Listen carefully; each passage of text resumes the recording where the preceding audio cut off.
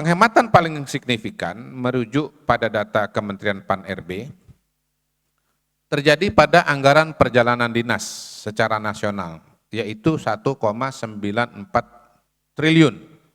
Namun perlu ditegaskan bahwa substansi kebijakan ini bukan sekedar pengaturan lokasi bekerja, melainkan perubahan cara kerja birokrasi secara menyeluruh, serta mendorong ASN bekerja lebih produktif, fleksibel, dan berorientasi pada hasil. Melalui KDKMP, negara hadir membangun sistem dan ekosistem yang kuat untuk ekonomi masyarakat desa, agar petani tersenyum, usaha warga desa tumbuh, dan anak muda di desa memiliki pekerjaan serta harapan untuk berhasil. Berdasarkan informasi dari PT Agrinas Pangan, sebanyak 20.000 titik ditargetkan dapat diresmikan pada Agustus yang akan datang.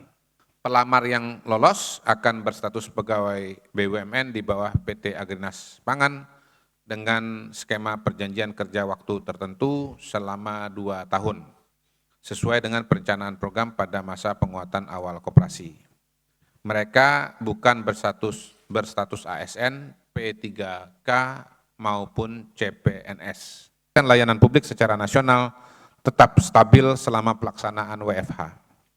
Ini dibuktikan dengan pengguna layanan tetap atau meningkat sebesar 81% dan kepuasan masyarakat tetap atau meningkat sebesar 81%. Dalam pelaksanaannya, fleksibilitas kerja tetap memperhatikan karakteristik tugas, jenis layanan yang diberikan kepada masyarakat, serta capaian kinerja individu maupun organisasi. Seluruh instansi juga tetap diwajibkan menjaga kualitas pelayanan publik melalui pemanfaatan sistem informasi, penyediaan layanan esensial, dan pengawasan kinerja secara berkelanjutan. Dari sisi digitalisasi proses kerja, 32 instansi pusat telah menindaklanjuti SE dengan menerbitkan kebijakan internal, dan 33 dari 35 instansi pusat telah mengadopsi sistem e-office terintegrasi. Kepatuhan presensi pegawai selama WFH tercatat 92% di pusat dan 80% di daerah. Transformasi ini, Bapak Ibu sekalian, menandai pergeseran nyata dari birokrasi berbasis kehadiran menuju birokrasi berbasis hasil kerja dan kinerja.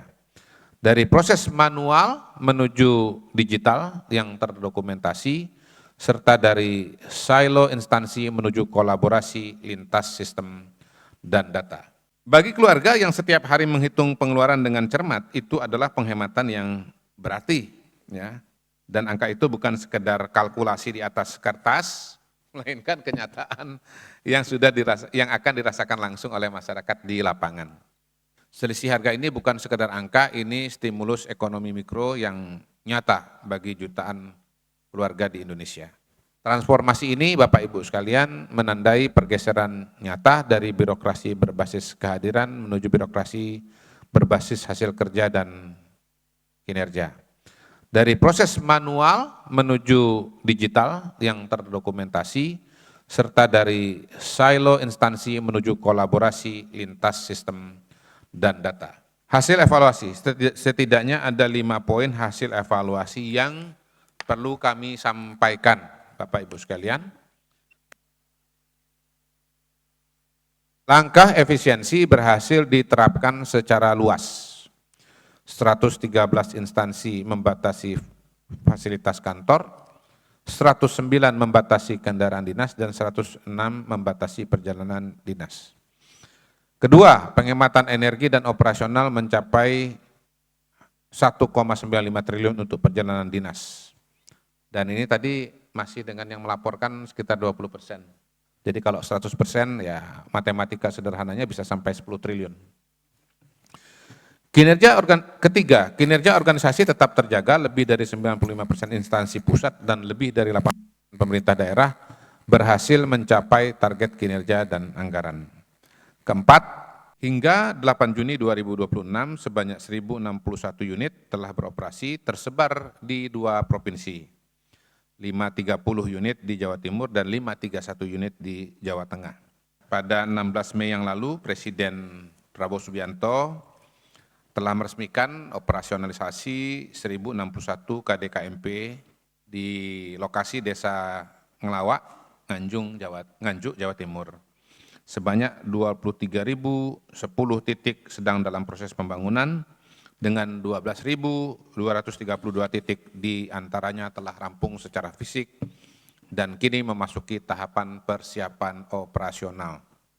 Dari sisi layanan, KDKMP berfungsi sebagai titik penyaluran bantuan sosial, pusat distribusi keuangan bersubsidi, sekaligus wadah pemberdayaan UMKM desa. Selisih harga ini bukan sekedar angka, ini stimulus ekonomi mikro yang nyata bagi jutaan keluarga di Indonesia. Layanan publik secara nasional tetap stabil selama pelaksanaan WFH. Ini dibuktikan dengan pengguna layanan tetap atau meningkat sebesar 81% dan kepuasan masyarakat tetap atau meningkat sebesar 81%. Dalam pelaksanaannya, fleksibilitas kerja tetap memperhatikan karakteristik tugas, jenis layanan yang diberikan kepada masyarakat, serta capaian kinerja individu maupun organisasi. Seluruh instansi juga tetap diwajibkan menjaga kualitas pelayanan publik melalui pemanfaatan sistem informasi, penyediaan layanan esensial, dan pengawasan kinerja secara berkelanjutan. Dari sisi digitalisasi proses kerja, 32 instansi pusat telah menindaklanjuti SE dengan menerbitkan kebijakan internal, dan 33 dari 35 instansi pusat telah mengadopsi sistem e-office terintegrasi. Kepatuhan presensi pegawai selama WFH tercatat 92% di pusat dan 80% di daerah.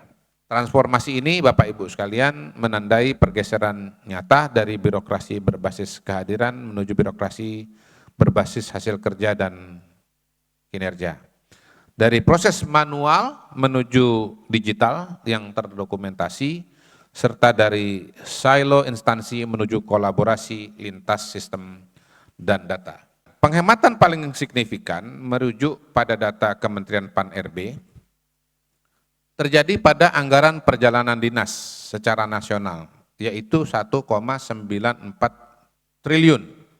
Namun perlu ditegaskan bahwa substansi kebijakan ini bukan sekedar pengaturan lokasi bekerja, melainkan perubahan cara kerja birokrasi secara menyeluruh, serta mendorong ASN bekerja lebih produktif, fleksibel, dan berorientasi pada hasil.